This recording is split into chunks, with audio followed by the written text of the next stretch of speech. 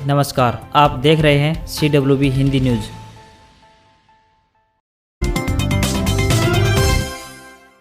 Haryana dental surgeon भर्ती घोटाला, हुड्डा ने HPSC चेयरमैन को ठहराया दोषी, जांच CBI और पंजाब हरियाणा हाईकोर्ट की सीटिंग जज से करवाने की मांग की। कांग्रेस विधायक दल के नेता भूपेंद्र सिंह हुड्डा ने सोमवार को डेंटल सर्जन भर्ती घोटाले में सरकार पर हमला बोला है और इसकी जांच CBI से करवाने की मांग भी की है। हुड्डा ने कहा कि पेपर चेयरमैन के सुपरविजन में होता है, चेयरमैन तो वैसे का वैसा ही बैठा है, इसलिए हरियाणा पब्लिक सर्विस कमीशन के चेयरमैन को सरकार बर्खास्त करे। हुड्डा ने कहा कि सरकार ने 7 साल से रट लगा रखी थी कि नौकरियों में पारदर्शिता बरती जा रही है, लेकिन यह पारदर्शिता अटैची में नोटों में बंद मिली। 2 दर्जन से ज्यादा पेपर लीक हो चुके हैं, CBI से जांच करवाई सरकार। चावल में तेजी, किसानों के लिए खुशी। 7 साल बाद बासमती का रेट 4000 रुपए प्रति क्विंटल पहुंचने के आसार। इस सीजन में कम हुआ उत्पादन। हरियाणा में पैदा होने वाली मुच्छल बासमती यानी 1401 और 1121 के रेटों में पिछले 3 दिनों से तेजी आई है। यह रेट 7 साल बाद किसानों को मिल रहा है। इससे पहले 2014-15 में किसानों को यह भाव मिला था। ऐसे में 7 साल बाद बासमती 4000 रुपए प्रति क्विंटल के पार पहुंच चुका है। बाजार में चावल का भाव पिछले सप्ताह 7000 रुपए क्विंटल था, जो शुक्रवार को 7200 रुपए प्रति क्विंटल तक पहुंच गया। ऐसे में 3 कृषि कानूनों की वापसी के बाद बासमती के रेट में उछाल आना किसानों के लिए दोहरी खुशी की बात है। हरियाणा में कृषि के अलावा कई क्षेत्रों में निवेश करेगा इजराइल, CM मनोहर से मिले राजदूत गिलोन। भारत में इजराइल के राजदूत नाओर गिलोन ने हरियाणा के मुख्यमंत्री मनोहर लाल खट्टर से मुलाकात की। उन्होंने कृषि क्षेत्र में हरियाणा के साथ अपने मौजूदा निवेश समझौतों के अलावा अनुसंधान, शिक्षा, स्वास्थ्य सेवाओं, एरोनॉटिक्स क्षेत्रों में और मजबूती व सहयोग की संभावनाओं पर चर्चा की। नाओर गिलोन ने राज्य में विभिन्न स्थानों पर 4 उत्कृष्टता केंद्रों के सफलतापूर्वक संचालन के लिए हरियाणा की सराहना की। उन्होंने कहा कि भविष्य में भी इजराइल भारत के विभिन्न राज्यों में ऐसी कई परियोजनाएं स्थापित करेगा और इसमें अधिकतर परियोजनाएं हरियाणा में होंगी, क्योंकि हरियाणा एक ऐसा राज्य है जहां जमीन की उत्पादन क्षमता, दक्षता व वातावरण परिस्थितियों के अनुकूल हैं। उत्तर पश्चिमी रेलवे ने सर्दियों में कोहरे की समस्या से निपटने के लिए कोहरे से अधिक प्रभावित होने वाली 27 रेलखंडों को चिन्हित कर लोको पायलटों को विशेष उपकरण मुहैया करवाने का निर्णय लिया है। इसके साथ ही रेलवे ने सर्दियों के मौसम में रेलवे स्टेशनों पर विजिबिलिटी टेस्ट ऑब्जेक्ट यानी VTOS लगाने का भी निर्णय लेते हुए इससे जुड़े सभी अधिकारियों को आवश्यक दिशा निर्देश जारी कर दिए हैं। कुमारी शैलजा बोली, 7 सालों में इतनी भर्तियां नहीं हुई जितने भर्ती घोटाले हुए। हरियाणा प्रदेश कांग्रेस कमेटी के अध्यक्ष कुमारी शैलजा ने कहा कि हरियाणा पब्लिक सर्विस कमीशन व हरियाणा स्टाफ सिलेक्शन कमीशन भर्ती घोटालों का अड्डा बन गया है। यह पूर्णतः स्पष्ट हो गया है कि ये दोनों कमीशन निष्पक्ष भर्ती करने में पूरी तरह से नकारा है और सत्ता में उच्च पदों पर बैठे लोग इन भर्ती घोटालों में सीधे रूप से शामिल हैं। भाजपा जसपा सरकार के संरक्षण में हो रहे इन घोटालों के कारण बार बार भर्तियां रद्द करनी पड़ रही है और युवाओं के भविष्य के साथ खिलवाड़ किया जा रहा है। सरकारी भर्तियों में आए दिन जो खुलासे रहे हैं वह बताते हैं कि हरियाणा में इस सरकार में भ्रष्टाचार हर स्तर पर फैल चुका है। सरकार एक घोटाले को छिपाती है तो दूसरा सामने आ जाता है। पारदर्शिता को किनारे कर दिया गया है, जमकर पर्ची खर्ची का खेल चल रहा है।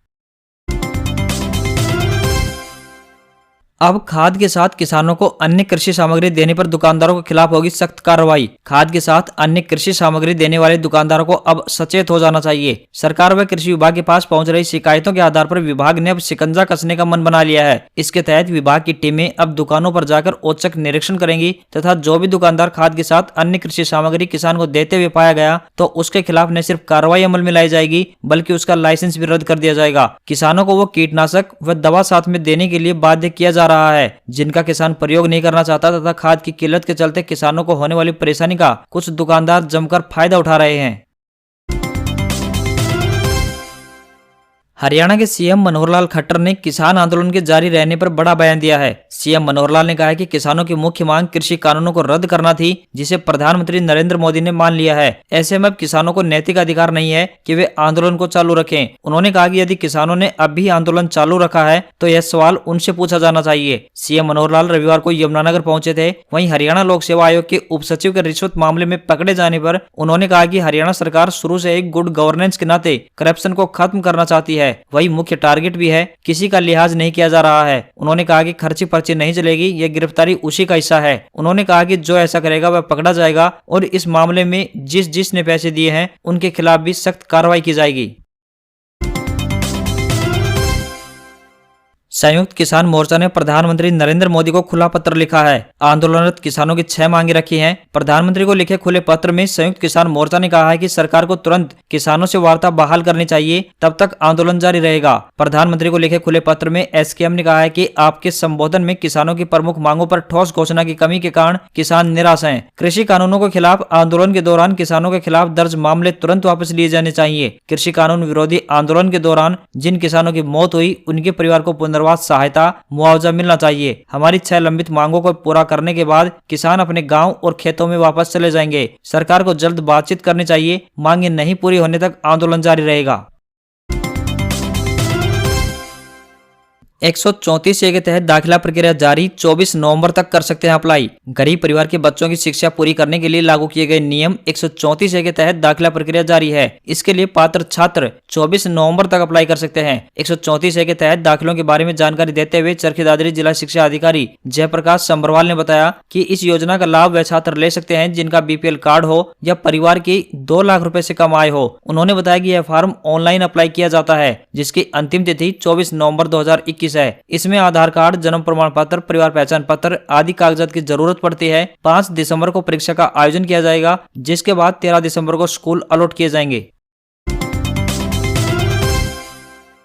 दिव्यांग व्यक्तियों को सामाजिक सुरक्षा देगी 2500 रुपए की हरियाणा दिव्यांग व्यक्ति पेंशन योजना। दिव्यांगों को कई योजनाओं की जानकारी नहीं होती है। इन योजना का अधिक प्रचार प्रसार नहीं होता है। ऐसे में हिसार प्रशासन अब दिव्यांगों के लिए संचालित योजनाओं के लिए जागरूक कार्यक्रम शुरू कर रहा है। इसके तहत वे विभिन्न योजनाओं व उनमें आवेदन करने के लिए पात्रता जैसी जानकारी देंगे। इसी के तहत इस कार्यक्रम में पेंशन योजना के बारे में भी बताया गया। राज्य सरकार द्वारा दिव्यांग व्यक्तियों को सामाजिक सुरक्षा प्रदान करने, आत्मनिर्भर और सशक्त बनाने के लिए हरियाणा दिव्यांग व्यक्ति पेंशन योजना चलाई जा रही है। सामाजिक न्याय एवं अधिकारिता विभाग द्वारा चलाई जा रही इस योजना का उद्देश्य ऐसे दिव्यांगों को सामाजिक सुरक्षा प्रदान करना है जो स्वयं जीवन यापन करने में असमर्थ हैं और जिन्हें इसके लिए राज्य से वित्तीय सहायता की आवश्यकता है। वर्तमान में दिव्यांगजनों को योजना के नियमों में निर्धारित पात्रता मानदंड के अनुसार 2500 रुपए तक मासिक पेंशन के रूप में दिए जा रहे हैं। मलाईदार विभाग गहलोत समर्थकों के पास, मंत्रियों के विभाग बंटवारे में पंचायती राज परिवहन को छोड़ सभी प्रमुख विभाग सीएम कैंप को। गहलोत मंत्रिमंडल में फेरबदल के बाद मंत्रियों के विभागों का बंटवारा हो गया है। फेरबदल में गहलोत पायलट खेमों के बीच संतुलन बनाने की कोशिश भले ही की गई हो, लेकिन अब भी मलाईदार विभाग गहलोत समर्थक मंत्रियों के पास ही है। पायलट कैंप को ग्रामीण विकास, पंचायती राज, परिवहन और एग्रीकल्चर मार्केटिंग को छोड़ कोई जनता से जुड़ा हुआ कोई बड़ा प्रोजेक्ट वाला विभाग नहीं दिया गया है। पायलट कैंप को पहले खोए हुए विभाग वापस कर साधने की कोशिश की गई है। पायलट खेमे के मंत्रियों को ग्रामीण विकास और पंचायती राज, वन और पर्यावरण, परिवहन, एग्रीकल्चर मार्केटिंग, संपदा विभाग दिए गए हैं। मुख्यमंत्री अशोक गहलोत के पास 10 विभाग हैं। Police, finance, bureaucracy, publicity, IT पर सीएम का कंट्रोल है। वहीं गृह, वित्त, कार्मिक विभाग तीनों ही पावरफुल और सब पर डोमिनेट करने वाले विभाग हैं।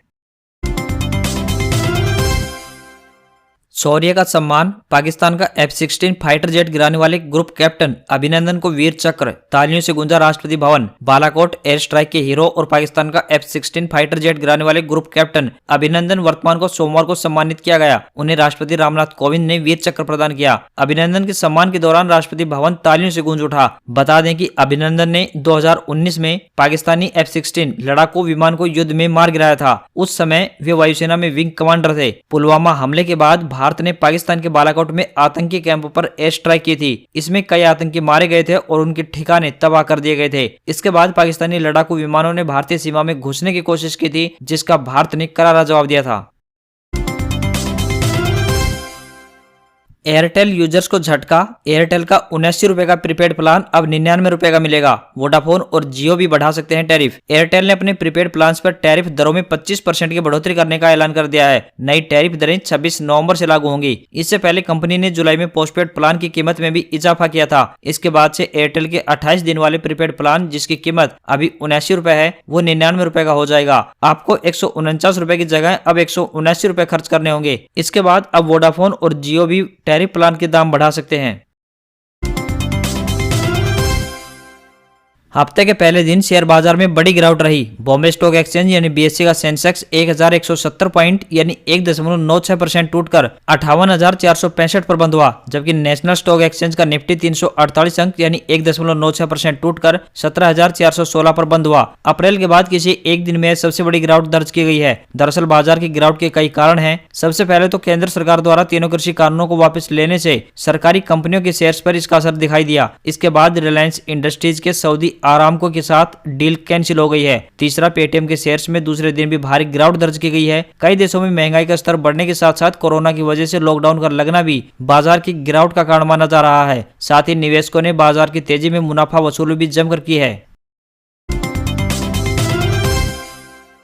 देश में कोरोना के 8,488 नए केस सामने आए हैं, जो कि पिछले 538 दिनों में सबसे कम है और 249 लोगों की मौत हुई है। रिकवरी रेट की बात करें तो यह 98.31% पहुंच गई है, जो कि मार्च 2020 के बाद सबसे ज्यादा है। भारत में सक्रिय मामलों की संख्या 1,18,443 रह गई है, जो कि पिछले 534 दिनों में सबसे कम है। पिछले 24 घंटे में कोरोना से 12,510 लोग ठीक हुए हैं। अब तक वैक्सीन की कुल 116.87 करोड़ डोज लग चुकी हैं।